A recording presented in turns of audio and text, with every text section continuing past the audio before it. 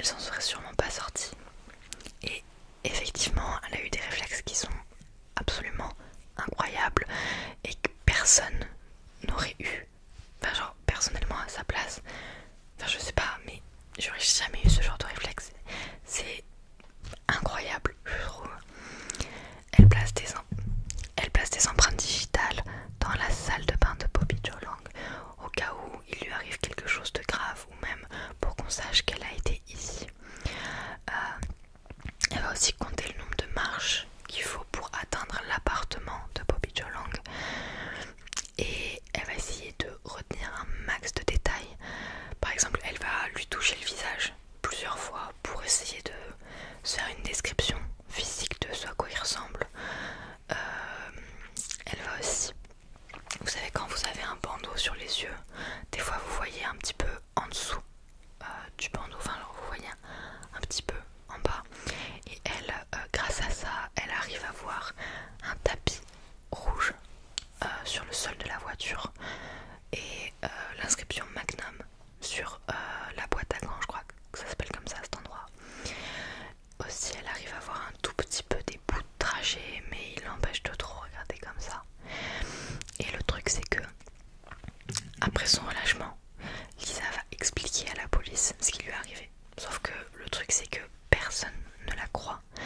Elle a des détails qui sont tellement précis que personne ne la croit. Et heureusement, il y a un officier de police qui croit en son histoire et qui va relier un petit peu des choses qu'elle a dit avec les différents meurtres et disparitions de femmes qui arrivent en ce moment dans la région.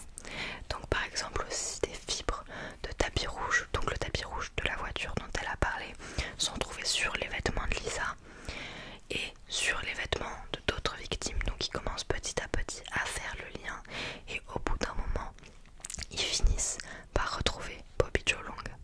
Alors malheureusement Bobby Joe Lang a eu le temps de faire d'autres victimes entre temps, mais il est attrapé et il est en prison.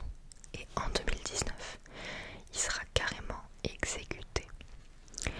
Et Lisa Noland, quant à elle, elle travaille dans un bureau de shérif afin de protéger les gens autour d'elle et éviter que ce genre de situation tout à fait horrible arrive à d'autres personnes.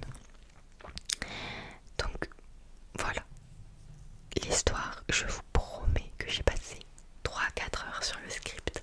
Je pensais que la vidéo allait durer extrêmement longtemps et pas du tout en fait. Je suis complètement désolée que la vidéo soit si courte, j'ai essayé de parler lentement. Mais voilà, faut que j'essaye de m'améliorer un peu sur ce point-là, que je fasse des scripts qui sont plus longs. J'espère que ça vous dérangera pas que la vidéo soit aussi courte.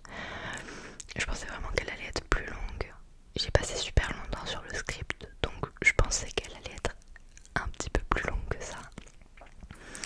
N'hésitez pas à me donner des idées d'histoires que vous voulez que je raconte en vidéo.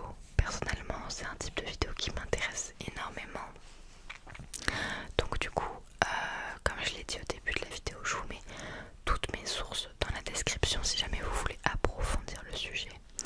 Après, il y a le film Believe Me, du coup, sur Netflix, qui est très bien. Je l'avais vu avant même de penser à regarder, à parler de cette histoire plutôt, et je l'avais trouvé absolument incroyable. Et personnellement, c'est une histoire que je trouve très intéressante en fait, de savoir qu'elle a pu s'en sortir et qu'elle a eu tous ces réflexes, tous ces détails qui ont permis de le retrouver. Je trouve ça absolument génial. Donc voilà, j'espère que ça vous aura pas trop dérangé que la vidéo soit si courte. Je vais essayer